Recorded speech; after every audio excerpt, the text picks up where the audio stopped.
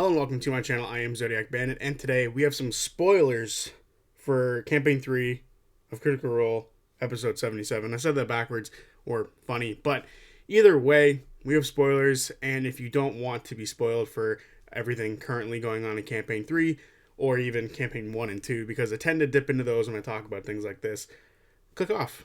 If you're not caught up with any of those things, see you later. Go catch up. It's worth the effort. It's a long time, but it's worth it. And as the thumbnail or the title of the video has told you already, I believe a TPK is potentially coming towards the party, and I have various reasons as to why I believe this is possibly the case. Now, I don't necessarily believe it's going to be a total party wipeout, but I think a good portion of the party will, be taken out. And for those who don't know what a TPK is, it means total party kill. It means the entire party has been taken out. No one can be revived. No one is left standing to revive. And effectively, the game would be over at that point. There's no more character story to continue. There's nothing. It's now over. The villains have technically won, even though theoretically another group could rise up to sort of take the position. But total party kill effectively would be the end of Campaign 3 and of the Bell's Hells. So if you didn't know what a TPK was, now you do. Now I have various reasons as to why I believe a TPK is possible, and we're going to run through them here today. So let's get started. First and foremost, I want to talk about how the journey ahead of them is very, very treacherous. They have not one, not two, but three, and potentially four, legendary level characters sort of standing in front of them as they move forward in Campaign 3. As of right now, they're going to attempt to eventually, I'm not sure if it's going to be next episode or the following, they're going to start pushing their way towards the Malleus Key to try to get to the Red Bridge and then go to the moon. This would indicate to me that they're going to fight the Ruby Vanguard and more than likely fight Odahan Thule very soon. For those who don't remember, Odahan Thule was said to be at the Malleus Key still by the Ruby Vanguard Druid that the party used Speak with Dead on. He said that she is still at the Malleus Key protecting it. She is the general there.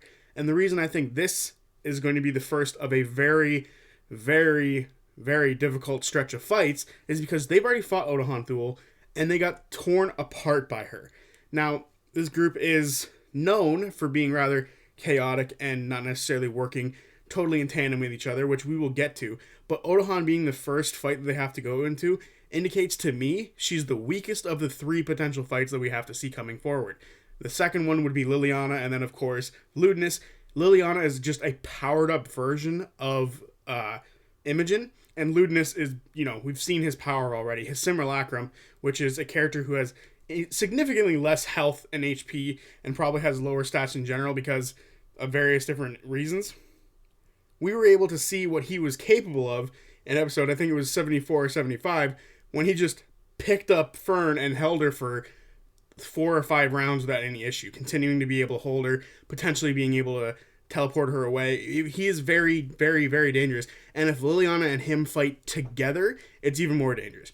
And of course, following that, if Predathos is released, that's wraps. That is totally wraps in my opinion. So there's a very treacherous gauntlet ahead of them as far as fights go with Odahan Thule, Liliana, Ludinus, potentially Predathos, and that is all the ones we know of. There is an unknown quantity of enemies who could be sitting up there. There could be the leader of the Ryolian people up there who could be siding with Ludinus as well, and he or she could be extremely powerful, or they could be powerful, and we don't know. There's just a whole list of unknown things lying ahead of us once we hit the moon. The unknown is just as dangerous as Odahan, Liliana, and Ludinus. And Predathos fits in that unknown sort of category. So there's a massive category of we have no idea how dangerous the rest of the things are going to be. The danger we know of is dangerous. The danger we don't know could be way worse. So a very dangerous gauntlet is now standing in front of the Bell's Hells, and they are ill prepared for it, which is actually going to be the next talking point. The Bell's Hells, out of all of the groups in the campaigns, Vox Machina, Mighty Nine, Bell's Hells, the Bell's Hells are the least prepared group and the least organized group. We've seen many times where Vox Machina and the Mighty Nine have been able to come up with insane plans and pull them off almost perfectly. The best example is when the Mighty Nine trapped the Tomb Takers in one of the last Aeorian sites. That was one of the best laid out plans. It went flawlessly. They eliminated most of the Tomb Takers, and it was perfect. I see zero chance the Bell's Hells can come up with a plan like this in an area they have no idea what's going on in. The Mighty Nine had a very good understanding of the area they were in. They got to the place before the enemies did. They were able to set up a place that was very dangerous, and they had a very good weapons to use in the meanwhile, like good items to use to set up the trap. This doesn't exist for the Bell's Hells. The Bell's Hells are very much ill prepared. They have very few options to them that they haven't had the entire campaign so far. This group has been the one to sort of change the least as far as equipment goes. Literally, Chetney's still using a chisel. Yes, he has turmoil, but he's had that forever. It's still not necessarily like going up with the way that they need to progress in their strength. Ashen just got an upgrade for his hammer, and Orym has just got an upgrade for his sword, which is Seedling, which he's had for a while, and that's it. Not really too much has changed other than them getting stronger through their levels. Their equipment isn't going up with them. They're sort of stagnant with their equipment. And this shows because the last time we saw a group of characters who were fighting god-level entities or, a whole group of dragons, they went and collected vestiges. They all went and got their own vestiges. Each of them had their own vestiges, if not multiple vestiges. And the Bell's Hells have none. The Mighty Nine only had one vestige, but they weren't fighting a god-level entity. They were fighting one very legendary character, and then the rest of the Tomb Takers surrounding him were, just regular leveled sort of NPCs or PCs. They could have been PCs, realistically. The Bell's Hells are potentially fighting a century-old entity. And not even century, it's longer. Like millennia-old entity in Ludinus. And you have a legendary character who already whipped their ass in Odahan. And you have a character who's literally an upgraded version of one of the player characters in Liliana. They need better equipment. They don't have that. They could have had more bonuses and boons offered to them by using the harness, but there's only been one person to use the harness, and that was Ashton. Matt sort of put out into the world, like, hey, he said in episode 77, you can take a bit more time and go do other things. That was his way of saying, if you guys want, you can go collect power-ups for using the harness. That isn't just the Titan Shard going into Ashton. He said that before they even started doing the Ashton thing with the Titan Shard, but the entire party basically shot that down with the exception of Travis or Chetney, and unfortunately that's going to lead to them sort of being very much ill-prepared. There was only one person who has this power-up now, and Laura actually commented saying that now only one of them has the power-up for going to the moon when they could have had two people with a power-up, because she believed Ashton already holds a power-up, and that putting this one in Ashton as well was just overkill for Ashton.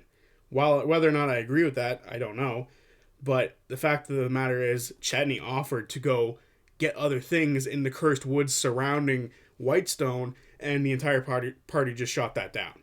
So realistically, they could still do that. They could still go get powered up using the harness. But these things, the lack of vestiges, the lack of power-ups, aren't the only thing that's sort of going against the party. There's also weakened healing magic from what we've learned about the Ryolans at the dig site. According to Allura Vysoren, they are weakening and dampening healing magic.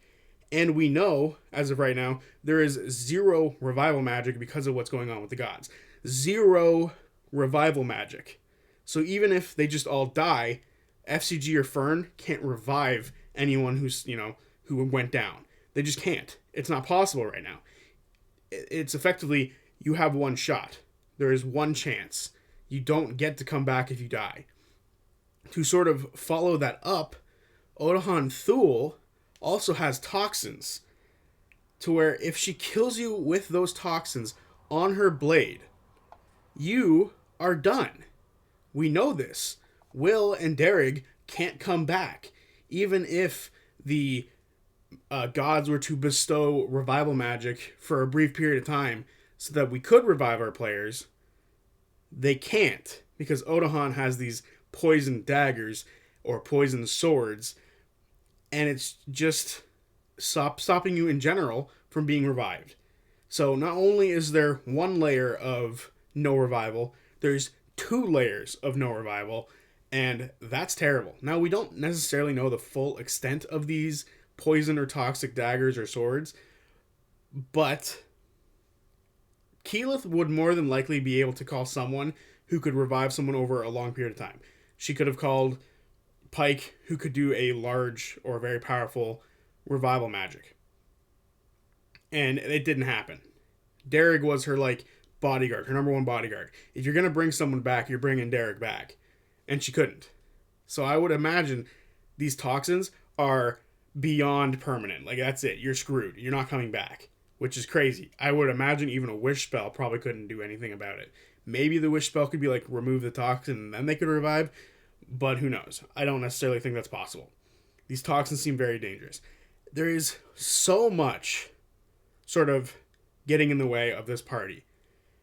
And one thing is the gods don't fully back them because the gods can't fully back anyone currently, and there's only one person who's like truly a religious character out of this group. So realistically, yes, the gods want them to succeed, but there isn't that much of a connection for it to happen yet. None of the gods have that connection with anyone with the exception of FCG, and that might be a problem, but we don't know. We don't know how the extent of gods would be, reaching out. Obviously, if something were to happen to Jester, our Tagging would sort of pop in and protect her. If something were to start to happen to Ford or Caduceus, the Wild Mother might do something. All sort of stuff like that. And there's one more thing that sort of stands in the way of the party. And that's their lack of teamwork. I touched on this earlier. Their lack of teamwork shows no bounds. It has happened so many times now. And there are two perfect examples of this. One from ages ago. Roughly, what would it be now? 30 episodes ago? Maybe even closer to 40 episodes ago now. Which was the Odahan Thule fight. Where they were spread out. They weren't able to sort of come together with an idea of what they wanted to do. Were they going to fight? Were they going to run? Were they going to leave as separate entities? Were they going to leave together? What were they going to do? It didn't work. Whatever they did didn't work. They weren't able to communicate with each other well at all. And that is one of the many examples of them not being able to work together as a team. Another one is very recent. Episode 77. Skip ahead if you don't want to hear this. Where Ashton just wants to be alone with Fern while taking in the Titan shard with the harness. This is a terrible idea on so many levels, it's not even funny. Ashton could have asked the entire party for boons to sort of help with saving throws, fire resistance, heals to be ready to be casted so that when he takes damage, they can just be healed instantly. That did eventually end up happening with Fern and FCG standing there healing, but they could have done something much sooner to prepare for it. They could have even fucking called Pike, who lives in the city, to be able to help them. Like, there was a terrible lack of teamwork here and a mild bit of selfishness in this whole ordeal of wanting to protect others and make sure no one else was going to get hurt during this whole ordeal, and if I'm to die, I'm to die. That is a terrible idea. He could have had so many people helping him. Like Fern, FCG, I'm sure Imogen and Laudna both have some sort of boon they could give to Ashen as they were doing this stuff, and to sort of push everyone down. Even Allura probably could have given something. The fact that Ashen pushed all these people away, to me, shows the true lack of teamwork that this team has.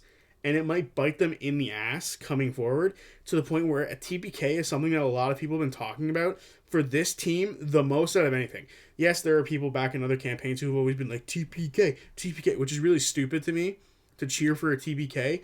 I'm concerned this team is going to get TPK'd because it feels like this team out of everyone would be the most likely to get TPK'd. And it really sucks because I love these characters, but everything just points in the direction of deep danger. And with what we saw with the harness, I would really appreciate Matt continuing to sort of give them these hard roads and potentially make them put the brakes on things and take a second and, stop and think about what can we do to improve our chances, which isn't something they've done very often in this campaign. The Mighty Nine would have slowed down, said, what can we do to improve our odds? What can we do to make sure that we're not going to be in deep shit? Vox Machina would have done the same. This group embodies chaos more than any other group. It shows in their teamwork, it shows in their planning, or lack thereof, and it shows in just most of their decision making.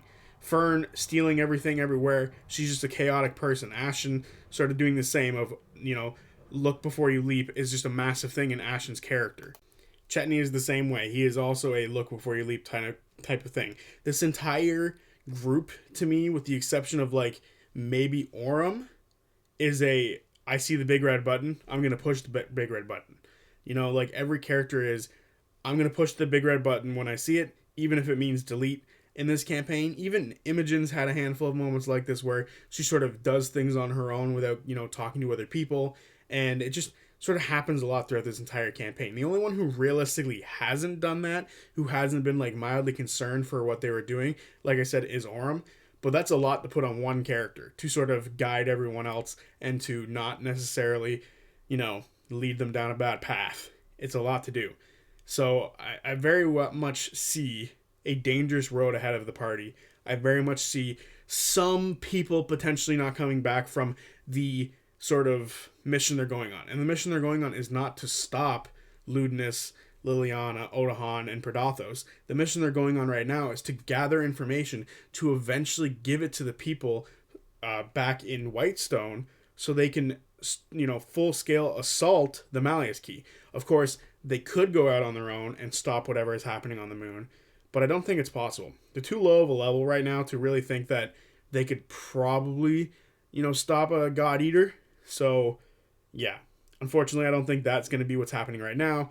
We're very much gathering information while we go up there right now, and then depending on how things go, they might be able to get off, or they might just be able, or get off the moon, and they might just be able to send information back, and then someone storms it. Who knows? But this is a very dangerous time for the Belsals. The Belsals are going to be in a very tumultuous time, especially if the difficulty of the harness is anything to go off of, with how close that was for Ashen to not be around anymore. If that is reflective of what's happening in this campaign so far going forward, then I very much see a handful of people not making it out of this. And there you have it, my thoughts on the potential of a TPK, I guess. I don't think a TPK is possible. I think a handful of people will die, and then a handful of people will be able to get out successfully. At worst, I think at best, we're obviously not going to lose anybody. That is at best scenario.